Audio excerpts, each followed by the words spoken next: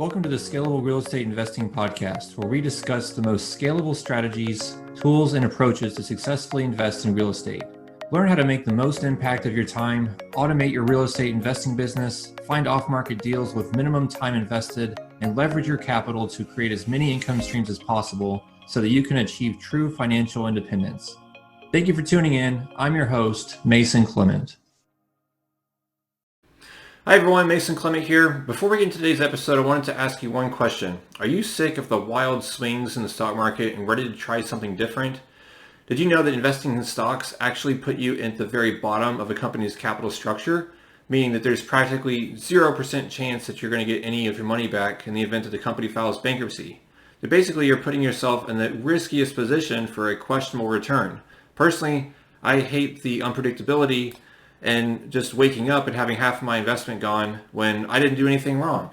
So what a lot of people don't know is that you can actually make higher returns on a consistent basis by investing in the opposite end of the capital structure, which is actually the safest place to be, which is on the debt side in a first lien position.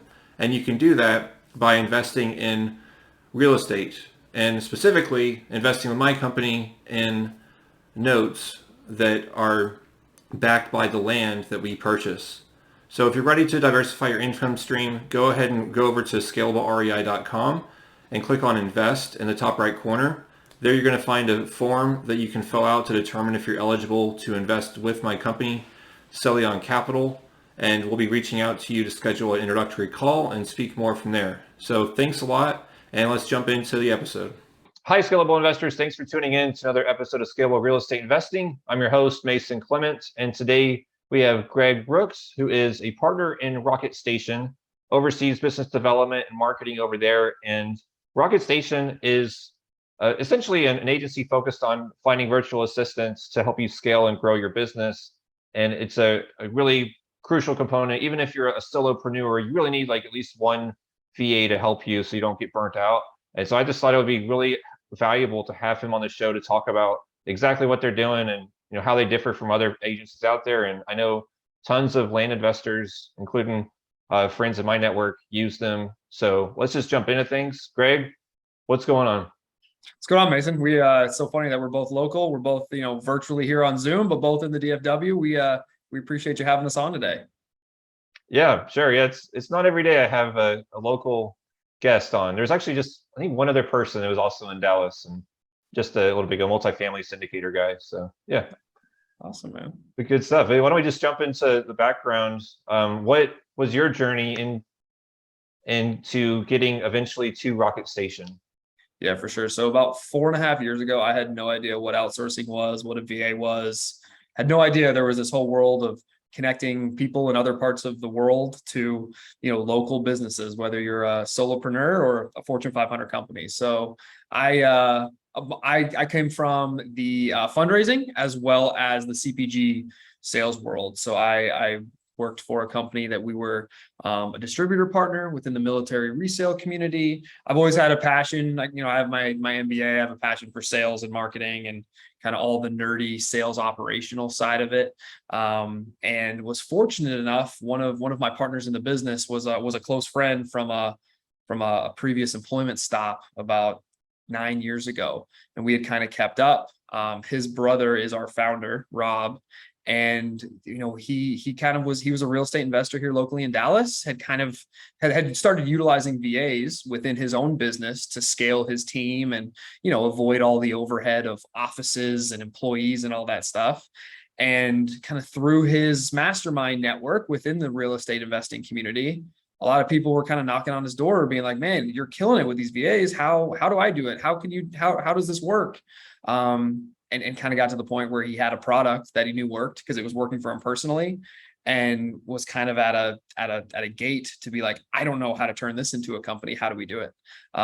So like I said, reconnected with Mark, who's our current COO. He's the operations side of the house. I'm the sales and marketing side of it. And then since then, we've scaled it to a company where we currently have almost 250 team members internally that work for us, and just over 2,000 virtual team members that service our clients each and every day. So it's been a wild ride. 2 years of COVID in there as well, but it's been a really exciting learning curve, for number one, what the real estate investor community needs, and how VAs can play such an important role within their businesses, and especially during this crazy market that we're going through, how integral it can be to kind of maintaining course as well as taking advantage and growing. Okay. Yeah, that's pretty remarkable. That size of team, that scale, so that's great. So I know that there's other agencies out there. I forget, like Outdesk or something, or you know, other people trying to do what y'all are doing. But I feel like y'all really had a large amount of success. I know it's been highly recommended to me to use y'all for VA. So how do y'all differ from other agencies? For sure. I think a lot of the VA companies out there, it's all about speed and it's about affordability, right? As we all know, people, if you've read the 4 Hour Work Week, it's do what you love, or focus yourself in your business with what your skill sets are, and then outsource the rest, right? And for a lot of the other agencies out there, it's about getting you somebody fast, and it's about getting you someone who's super affordable. What we feel like, and this came from, say, Rob's personal experience, was fast and affordable are great until you're 3 months in and you just don't feel like your team has picked up the learning curve. You don't have time to manage them because now your business is growing. We felt like there was a lot more needed within the virtual staffing experience to really help a real estate investor. Because, I mean, Mason, I'm one, I know you're one. There's not a lot of hours in the day, right? When you really jump in, looking at real estate from the outside, it's really sexy. When you get into it and you are the operator, there's a lot going on. Every day you're putting out fires, running through your checklist, trying to follow up with leads, trying to push contracts out. And what we felt like was there was this huge gap to help real estate minded entrepreneurs with the processes and the systems and the management that come along with hiring and utilizing virtual assistants. So our whole business model and where we kind of differ is, yes, we're the people side of it. So all of our VAs, we're real estate focused. It's all we do. So every VA in their onboarding is going through a comprehensive 6-week real estate focused training and onboarding that's all custom built around their skill sets. If they have a sales background, a customer service background, a data management background, we put them into specific tracks, educating them on this industry, bringing their knowledge up if they haven't worked in real estate before, and then training them specifically on kind of all the different categories: property management, real estate investing, land flipping, commercial development, and really giving them a good solid toolkit to jump into the client's business once they get hired. But the more important thing that we try to solve for our partners is the process piece of it, right? There comes a time in every entrepreneur's journey where you start to realize you cannot be the person doing everything because you're just self-employed with the most high-risk job you've ever taken on. So what we help that entrepreneur do is actually get those processes out, help them refine them, and then we literally document, custom build SOPs, training guidelines. We build out KPI tracking, scorecarding, all custom to their business and how they want to operate it, how they've envisioned it as the entrepreneur, so that when it comes time to hire a VA, we can help them and assist them in the onboarding, in the training, in the day-to-day management, on the stuff that's nuanced to their business. So our whole model and where we're different within the market is solely built around the process. It doesn't matter if you're hiring someone in Dallas, someone in New York, someone in Manila. At the end of the day, it's people, right? People are always the hardest part of any business. So it's the traction model, right? Having those processes and systems in place, empowering your team members to know what you want them to do and how you want them to do it, we feel like is a huge gap within the real estate investment industry. And it's one that we try to help our clients work through, because they are busy, they're overworked, they're tired, they're managing people, they're trying to grow and take advantage of the market. There's just too much to do. So by kind of being that outlet to help them develop those processes, really, help their business get some bumpers in line, it can allow them to actually leverage VAs the way that all the marketing and advertising, says that you should be able to. Okay. Yeah, I know personally I've been trying to constantly refine my SOPs, and I create these documents and stuff. And sometimes I use screenshots and like step-by-step instructions. It's super simple. And then sometimes I'll use Loom videos to, do some screen capture and talk to them that way about just literally show click here, here, and here. But I think that's really interesting. I'd like to unpack that a little bit on how y'all help your clients with the KPI tracking and scorecarding, because if obviously you have the immediate advantage of having tons of clients and being exposed to a lot more businesses than like myself and just me and my business. So can you just go into that a little bit more? Like, I guess first, is it like an add-on service where I got to pay you $20,000 for you to do that, or is that just built in, or how's that work? Yeah, no, good question. So it's all built into our pricing model. Because like I said, we just feel like it's full comprehensive support. And I mean, so tell me, Mason, when you've learned a little bit about kind of you got to have the process, the system, you got to have the structure, the education. Is that your skill set? Are you an ops person, or are you more kind of sales guy, visionary type business leader? I thought that I was the integrator, the operation type person, but I feel like really it's actually more of the visionary, because I'm always thinking we should do this, we should get involved in this market, or we should implement this strategy. I just need somebody to do that for me because I don't want to do it anymore. It's like first it's the burnout. It's like I'm a hard worker, but I've learned I cannot be working super hard every single day. That's a good way to just get depressed and just eventually leave the business. It's Oh not the yeah, man. goal. The solopreneur, small team entrepreneur, right? Like it is a burnout, it's a grind. You're the center of every pinwheel. So no, I totally get it. And I asked that Yeah. knowing that like even if you did have a background within ops, it takes a special skill set, right? And candidly, most real estate investors, they bet on themselves. If you started your own investment company, you've either got burnt out working at a Fortune 500, like I know, like I said, like we kind of talked about how you did, and you're wanting to build your own piece of the American dream, and that leads to big visions, big strategy, big goals. And typically, where the blind side is for those types of people, which are most real estate investors, is like the execution, the getting in the nitty gritty, and like you said, documenting when you log into the CRM to update a contact. You go here, like it's stuff that for the visionary who's the firefighter and the problem solver, it's like, why am I going to waste my time doing that? But when you talk about scaling teams and building tracking and KPIs, it's so pivotal. It's so important. And a lot of people kind of review or kind of look back on, oh, I needed process after an employee doesn't work out. What we try to get our clients to do is look at it first, because usually that bad taste you have in your mouth, whether it's a VA or whether it's somebody that works in your office, that wasn't how it should have been on day one. I've never encountered or hired somebody who on day one, they're like, I'm really going to stick it to this guy. I don't want to work here. Like most employees, when they come in on day one and week one and month one, they're really excited about the opportunity. What we feel like the gap is that we don't empower our employees to actually know what we want them to do, how we want them to do it, and to give them those bumpers where they can really come in and be the solution to the problem or the increase in workload or whatever the reason is that you hired them in the first place. And it's not really the entrepreneur's fault. So that's really where we try to be that bridge for our clients, because whether it's just, hey, I'm too busy because I've got 15 deals under contract that I've got to get moved in the next 60 days, or whether it's because like you as an entrepreneur, it's just not your skill set. We have a team of those integrators, like you said, within our process development department, that's what they love to do. They love to get into the chaos and the nitty gritty and all that stuff that candidly, Mason, I don't like doing either, but they love the process behind it. And they help our partners in a very quick, very efficient way, show them, get off their chest what it is they need and how they want it to do it. Our team refines it, leverage, our 10 years of experience in this space. And you come out with a process that not only will your future hire be able to thrive in, but I'll tell you, like the big feedback we get is just from the business owner themselves. They're like, I feel like I'm in control of my business again. I feel like I know what's going on. I feel like I understand where our opportunities are, because they've got that literal visual, those SOPs, those process flow charts, all built and done for them the way they always envisioned it, but the way that it was stuck in their head for the last year, 2 years, 10 years, whatever the case may be.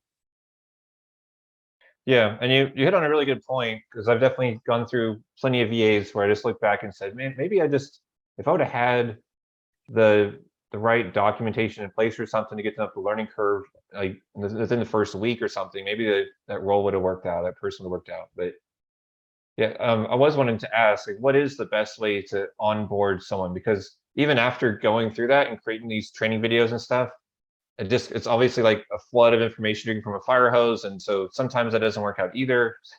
So what is like the proper way? For sure. I think every entrepreneur, when you're going to make that first hire, and this is for VAs, this is for local hires. If you're at the point where you're hiring a COO or a VP, like you need to look at what is the intent behind this hire, right? I'm a big believer in the 3s and 5s. Most people can't be in charge or have more than 3 to 5 KPIs that we're holding them towards. So I think at first, and this is part of what we put our clients through, but you've got to understand, why am I hiring this position? Because all the process, everything they're doing, the responsibilities, that's all a function of what role is this person going to serve. And on a VA standpoint, is it, I just need a VA that can do 600 cold calls a week, because I know if I call 600 people, I'm going to have 60 pick up and I'm going to have 6 leads that I can work. So you got to kind of look at what is the intent behind it and then work backwards, right? And then from that, like we just walked through there, you start to be able to better visualize the numbers. You can better understand your process. You can better understand the data that you have, that, or the technology that you have, that is going to make this person successful or not successful. So kind of starting at the finish line, like where, and I know that every business coach says this, but I've seen it in practice, even within our business, how we've set out. You've got to look at like, okay, ideal, perfect world, what is success for this role?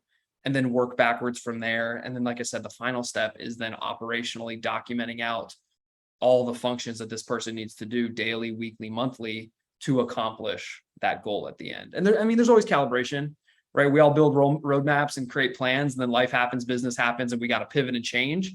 But those pivots are a heck of a lot easier when you know that there's a plan and that you need to pivot at this point, rather than everyone working hard, getting their job done, and then you find out my marketing didn't work. I'm paying 4 times the amount that I thought I was for leads. What's going on? When you don't have that level of process, it takes a lot more time and it takes a lot more investment to dive in to figure out what is going on in my business and why is this the outcome that I'm getting when I wanted this outcome.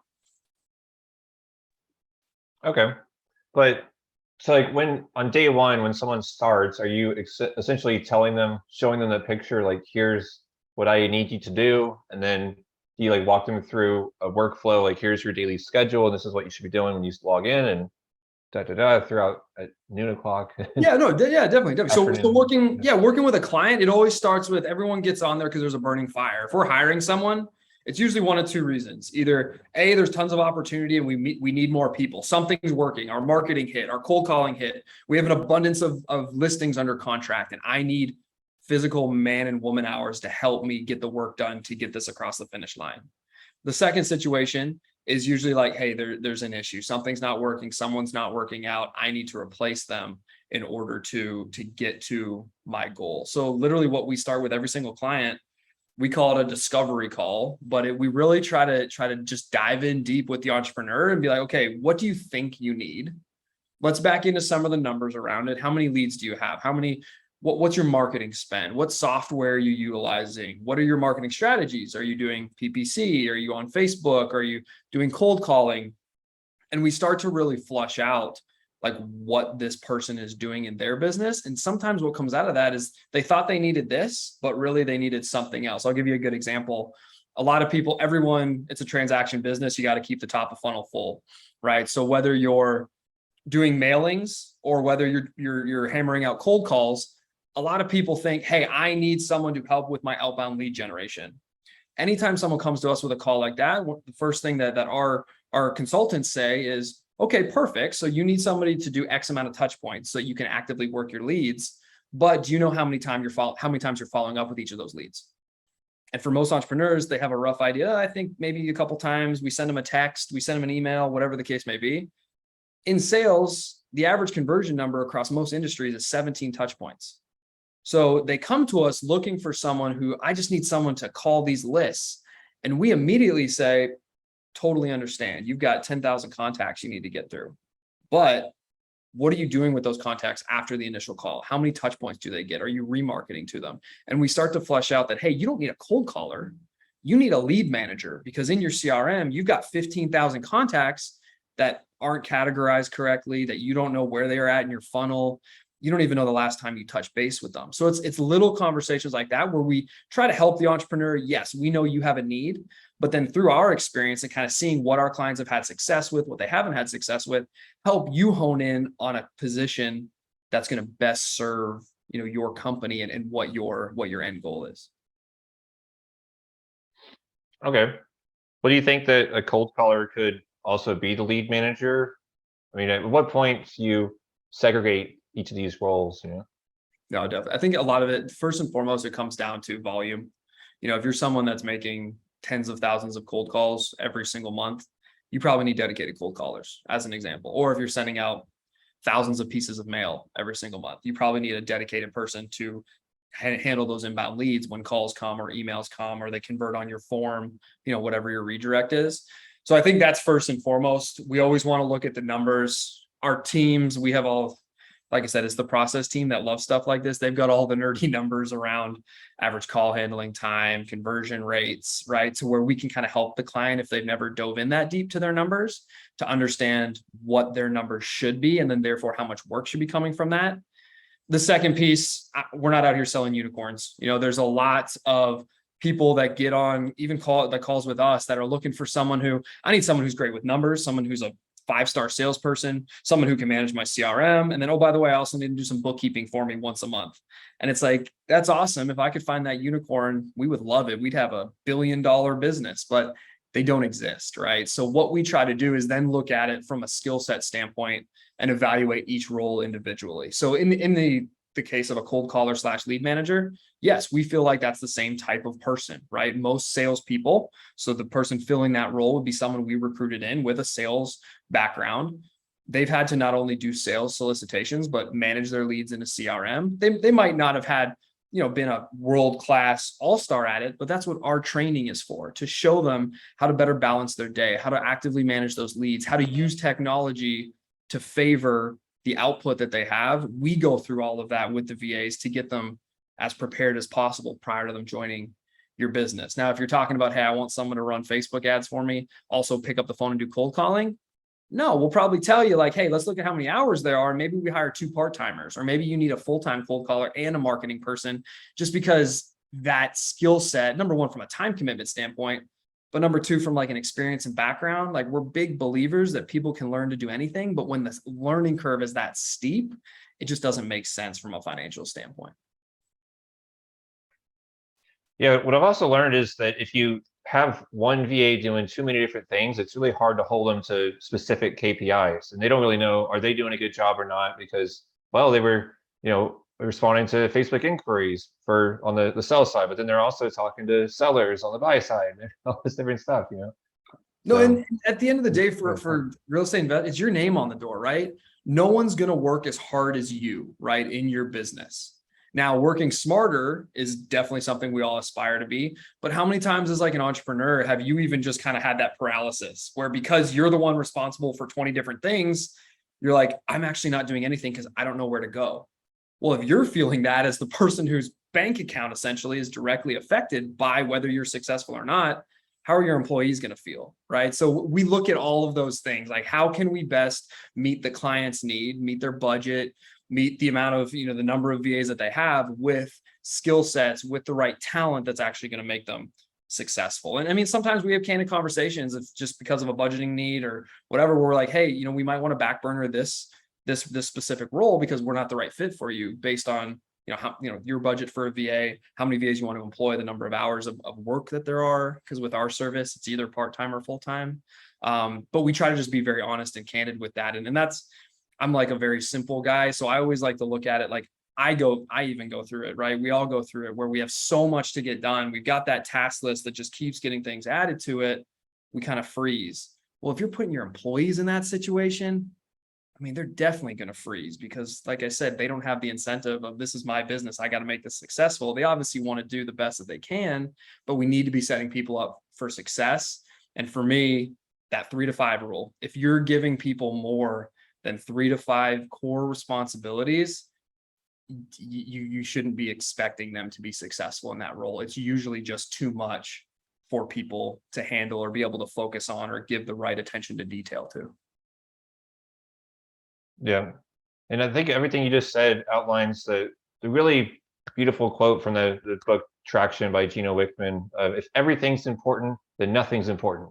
And like every day I try to remind myself that because if I'm trying to do everything, nothing gets done, it's just tough. So Yeah. In terms of like the roles that your clients usually hire for, is it typically like acquisition managers, or is it other roles? What's the most common one you see?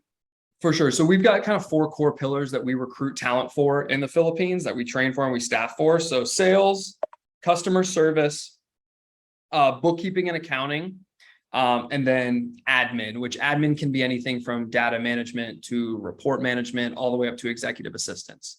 The most common one within the real estate investing part of our business is usually something within the sales acquisitions realm. Like I said, when we all know it's a transaction-based business, if you're not working your leads, following up with your leads, starting new marketing campaigns, you're usually not growing the way that you want. So roles like lead managers, cold callers, social media managers, what else? They say junior acquisitions people, where running those comps, putting the hours in to do the due diligence on a property, are all types of roles where it's very process driven work, right? A cold call script, it's usually the same 3 to 5 questions we're asking. Yes, we need to be able to listen and pick up the nuance of the response on the other end, but we train to that. So all of those kind of supporting type roles that happen in the sales funnel of an investor business is one of the most popular positions we have that we hire for. And it changes a little bit business to business, but that sales type person, lead generation type specialist is one of the most important and one of the most hired jobs that we see our clients hiring. Okay. And you said you either do part-time or full-time. So what are the hourly rates for both of those options? Yeah, for sure. So our model is fully dedicated, meaning, and this is kind of a cool part of what we do. We bring you a pool of qualified candidates, but you actually get to interview every candidate. So we're not just randomly assigning you people. We feel like, yes, 90% of it is the job function and the role and them being a right fit, but it is your business, right? We don't want you to view this as your VA. We want this to view them as your virtual teammate, meaning they should fit into your company culture as well. So we bring you a pool of qualified candidates. We're your HR.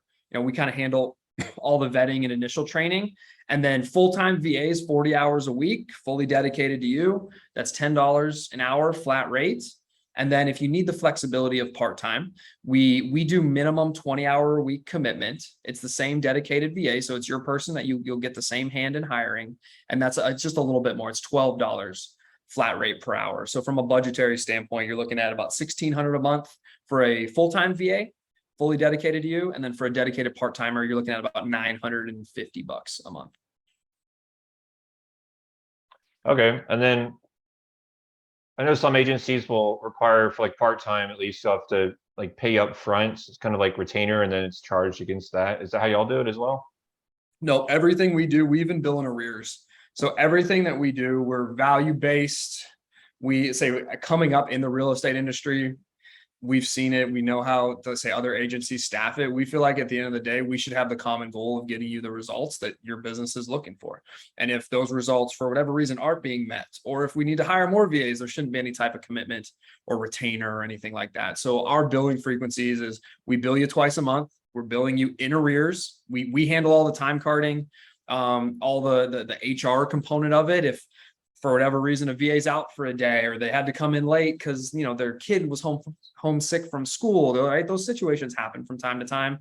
We adjust your bill as well. So there's no ongoing retainer, whether it's part-time or full-time. It's basically just 2 weeks to 2 weeks, getting you a rock star in there, and then we handle all the billing and all the time carding for you as well.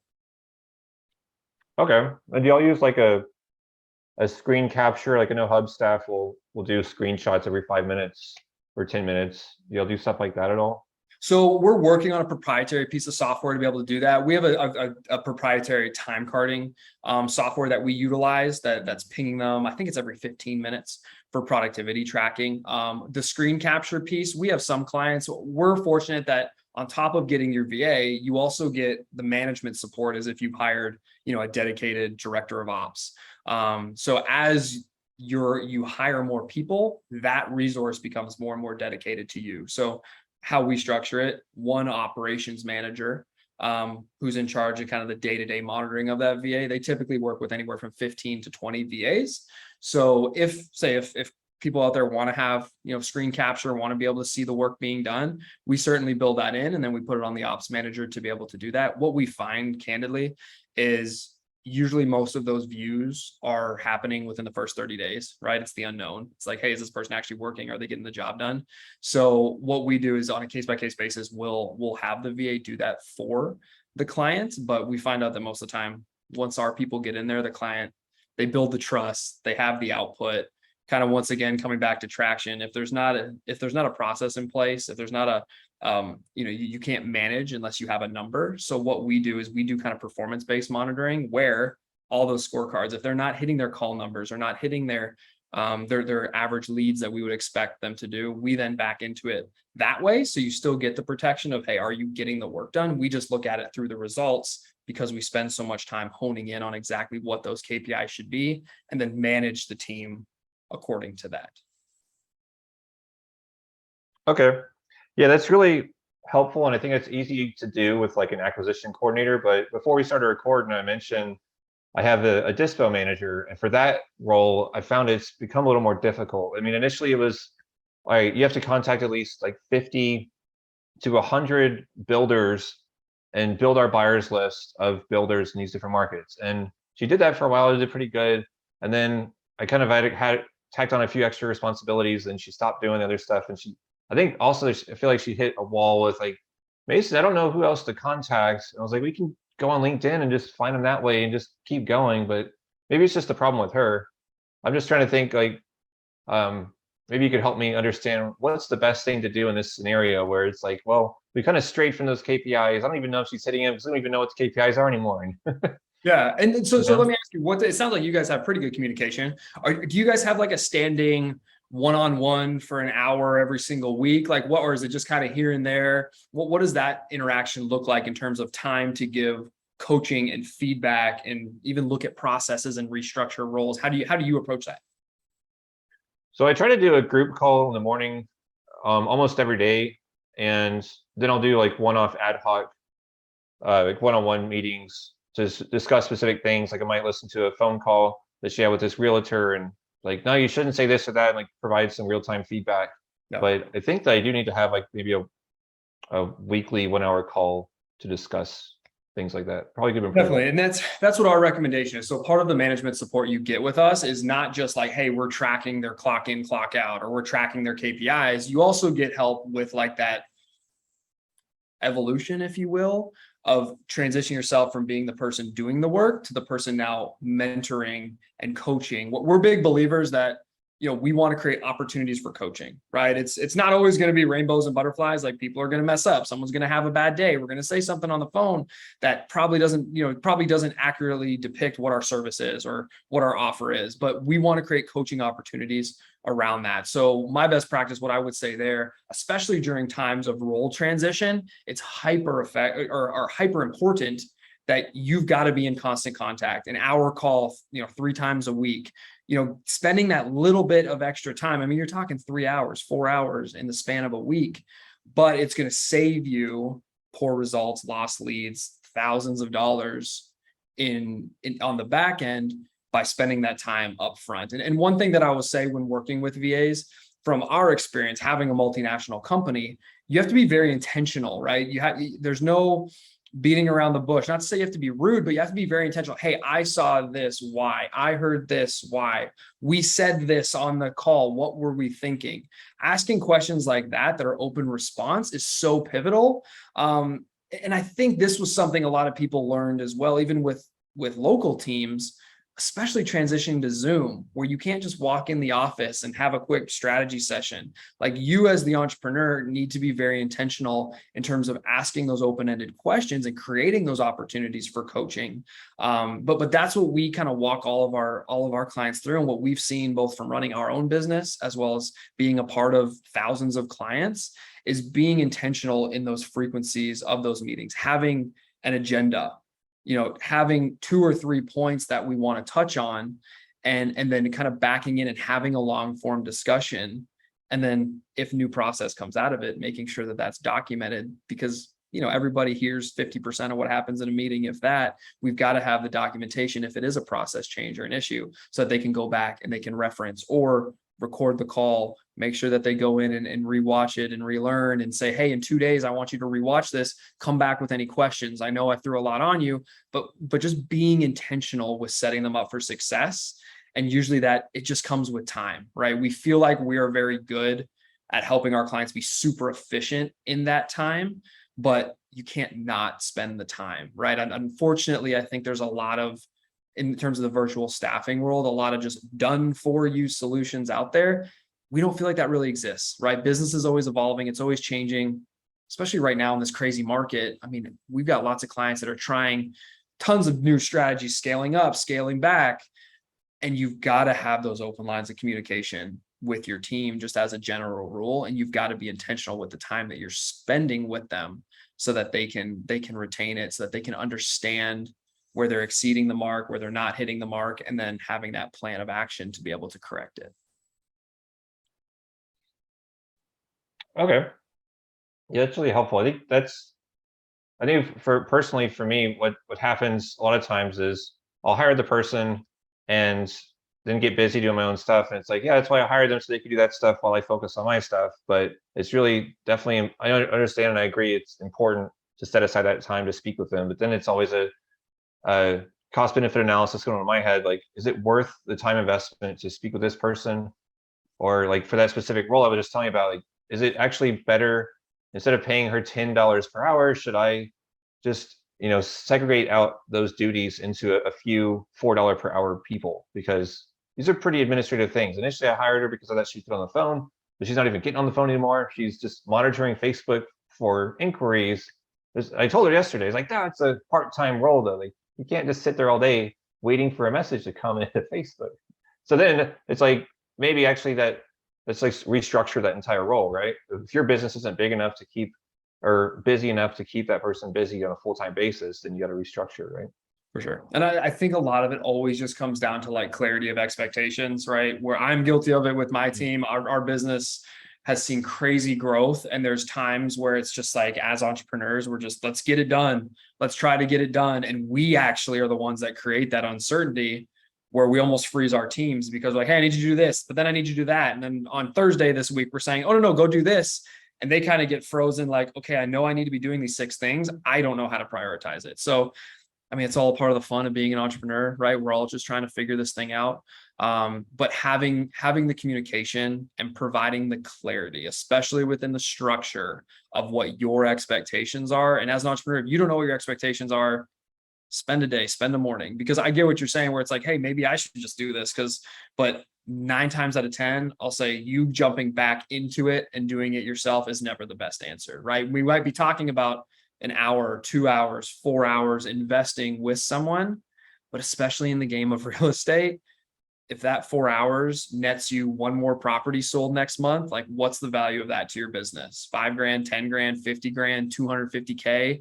There's very little time where we're saying, I'm going to get rid of this person, just do it myself, unless they're just not a good fit. Like we definitely don't want to keep people in seats just to keep them there.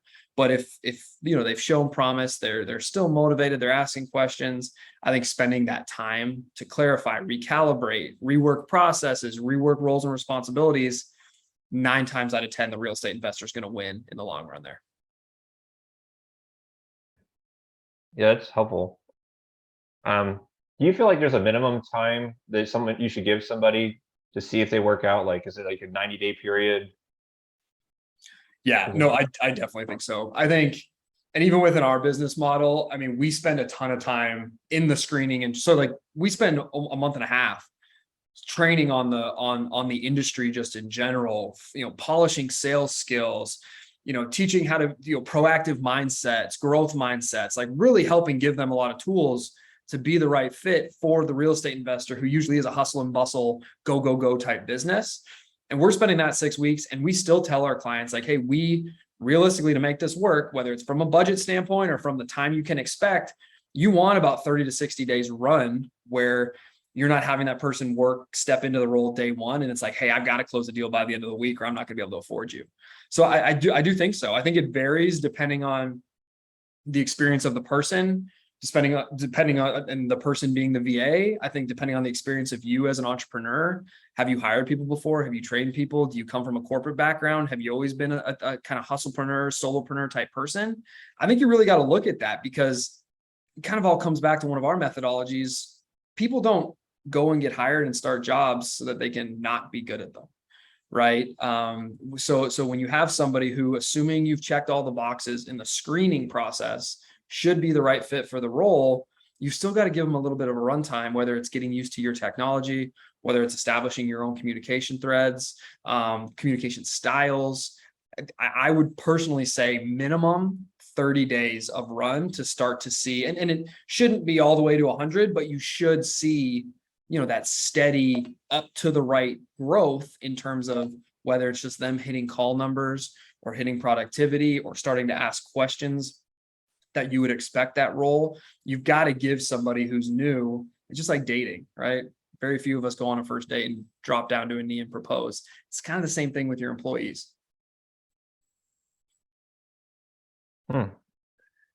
Yeah, to that same end, you could definitely tell after a few months whether or not that relationship's going to work out, whether it's a VA or dating. So yeah, it's a helpful analogy. No, exactly. So, And we've got lots of clients where it's a bumpy start or there's a communication disconnect. And we, like I said, throw additional resources. We are intentional with our clients in terms of having those sit downs, recalibrating, getting the honest feedback as to where is this not working for you guys? What is the VA missing? What are we missing?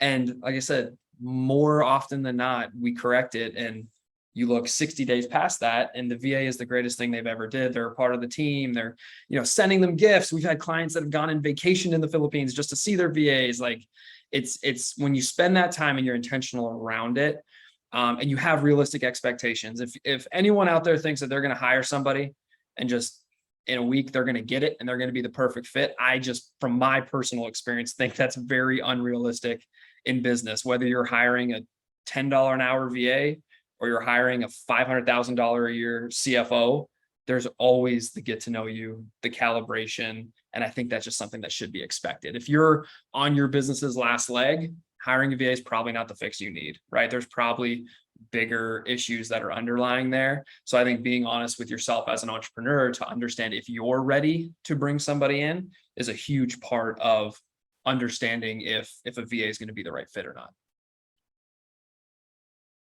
Yeah, or maybe it was the right fit at one time, but if like the market's resetting and you don't have the same deal flow or something and having to scale back, like you said, some of your clients doing. Exactly. That's another thing. Yeah. Okay.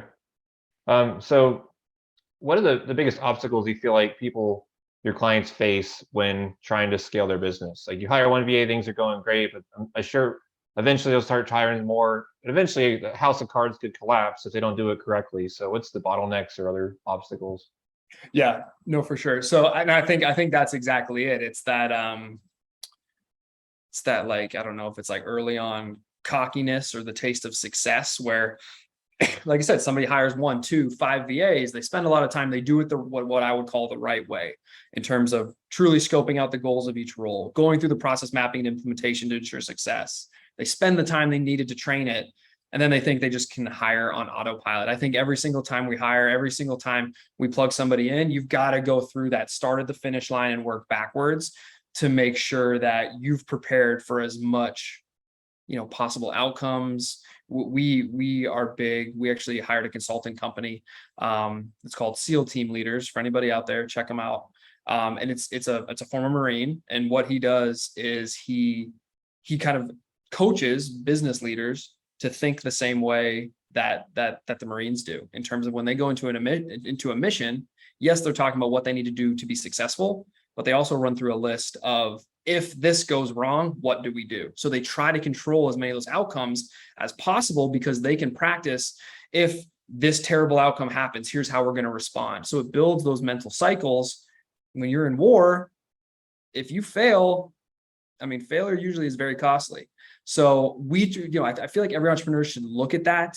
You either need to be doing it yourself, or hopefully everybody listening here gets to the point where they're running a large business. You need to make sure that your team members understand that, right? Because we all want to hire VPs and senior directors. And as you scale up, always taking every hire to be intentional, always making sure that we're treating each individual person, each individual hire as a person, and never kind of cutting back on our commitment to ensuring their success. I think every entrepreneur, candidly, I'm going through it right now as well, is understanding that the process piece of it is just so important as you scale your business and as you become established and as you actually become the entrepreneur that you probably set out to be when you began.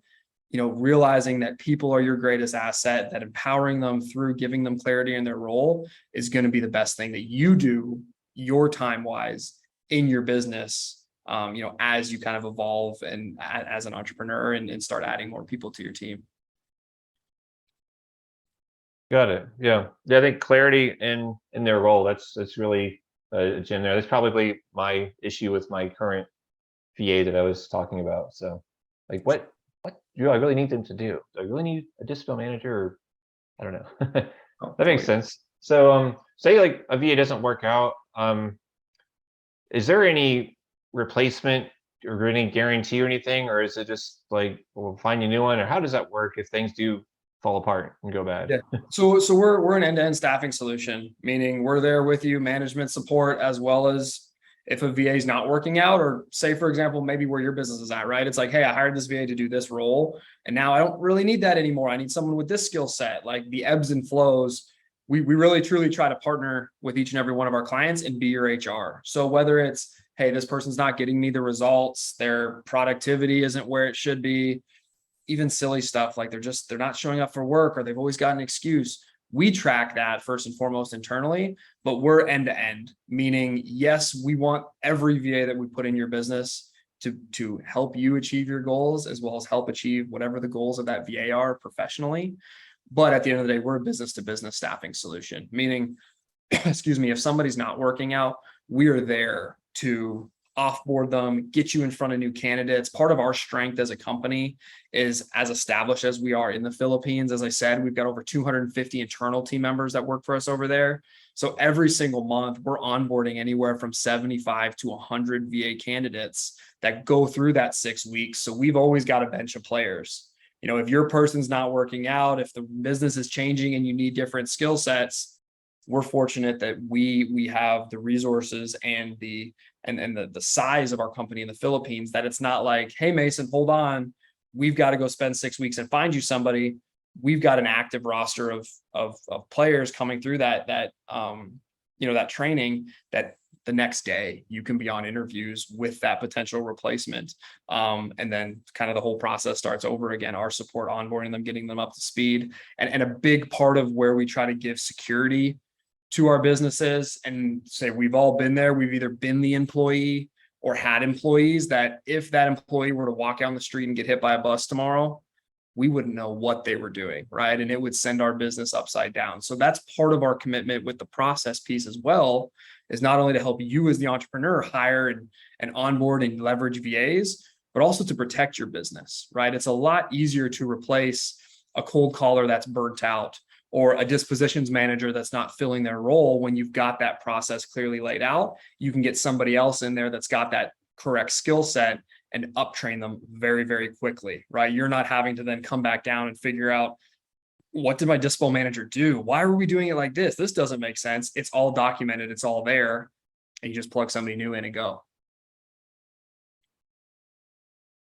Okay. And that's definitely to know. I know before we started recording, you were talking about how your company's evolved from just like the local house flipper wholesaler to now even some institutional clients. So I don't want to get into that just a little bit. Like, how does the avatars compare, and like, what are those guys doing? Are they hiring like 200 VAs, or how does that work? How's their process different? All that.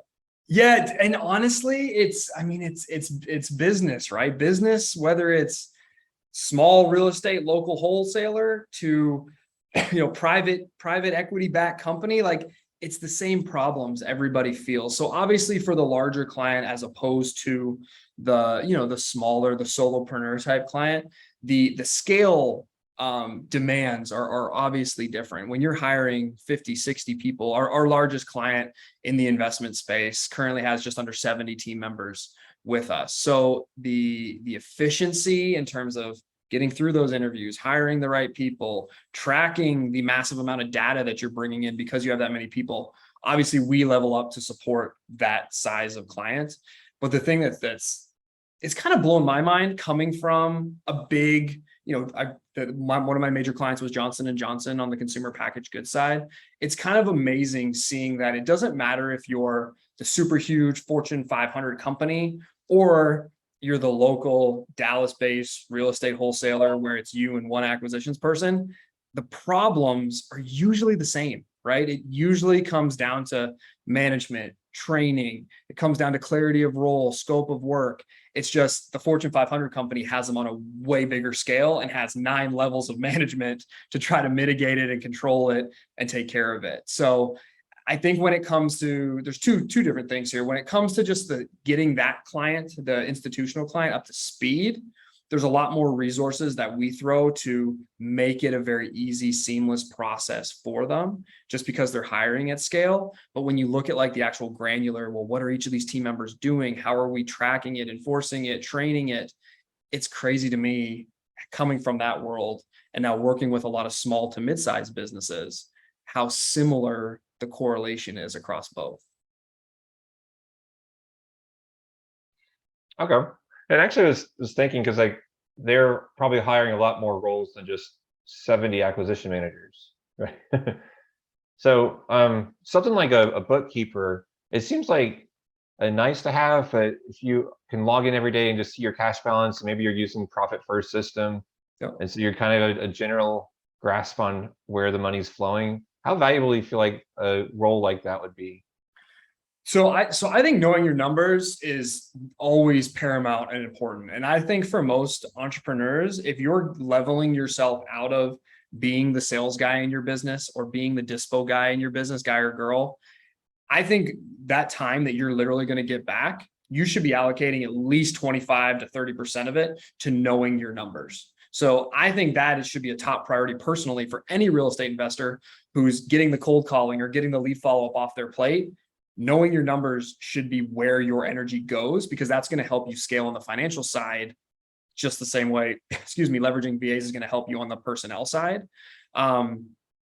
Candidly, for most real estate investors, for our model, I'll say hiring a bookkeeper is a little bit outside of just how much work there is. Like our minimum is the 20 hours a week.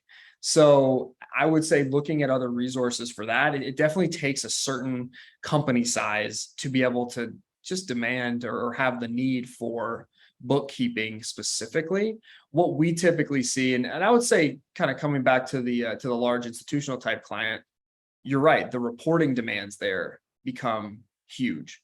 So what we do see some of our clients who are kind of in that gray area where it's like, hey, I almost need a part-time bookkeeper, but I'm just not quite there, is offsetting some of the time and duties with reporting type roles, whether that's audit reports within your CRM, whether that's dumping productivity reports, whether that's now creating like QA programs where you can go listen to calls, right? They're pulling calls, they're tracking calls, tracking those numbers, because there comes a certain time when just the back office QA part of any business becomes super important so that you can be fully in tune with the tracking of your team members. But yeah, I mean, if you're a company doing, let's say, less than $5 million a year, I would say probably as the entrepreneur, you should be spending as much time as you possibly can understanding your financials, because that's going to unlock a lot more strategy and vision for you as to where you should be taking the business. And then once you get above that $5 million threshold, typically then you've got, enough volume, enough work where you can start looking at, hiring somebody in to handle that bookkeeping function. Okay, by 5 million, you mean just top line revenue, or are you talking net income? Yeah, top line revenue. Okay, that makes sense. Great. Well, I think that we've covered most of my questions. Do you feel like there's anything else that you want to hit on? No, I think we're good, man. We covered a lot. And I appreciate you kind of being candid. I know you like to give your listeners kind of a glimpse into what you do. It always makes these conversations a little bit easier. So I just appreciate you having us on the show today. Sure. So if someone wants to learn more about Rocket Station or you, how would they go about doing that? Yeah, definitely. So rocketstation.com is our website. We've got a whole section in there specifically for investors. We also have lines of business within property management, within the home services industry. If you're an agent or a broker, say we've got pages on there with tons of information. We've got guides on how we hire, how we screen. There's tons of resources there. So definitely check that out. Anybody who's interested in hiring a VA, or anybody that just wants to dive into the process piece, that's obviously a big part of where we focus our clients' experience in. Feel free to hop on our calendar. Our link is discovery.rocketstation.com. So whether you're looking to hire VAs, or whether you just want to see if it's right for your business, or whether you want to kind of dive into the processes that might be holding your existing VAs or your team back, say we would love to spend 30 minutes with you and kind of get an understanding of where you're at, and understand where, we may or may not be able to help you. So discovery.rocketstation.com. All right, perfect. Yeah, I'll put that in the show notes as well. But for our diligent listeners, they're already there booking a call, I'm sure. I love it. I love it. All right, perfect. Well, yeah, thanks again for your time. This was excellent. Really enjoyed it.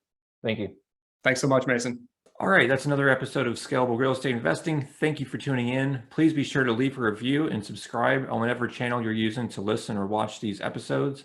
And also be sure to go to scalablerealestateinvesting.com, scroll to the bottom, and fill out the form to sign up for our email.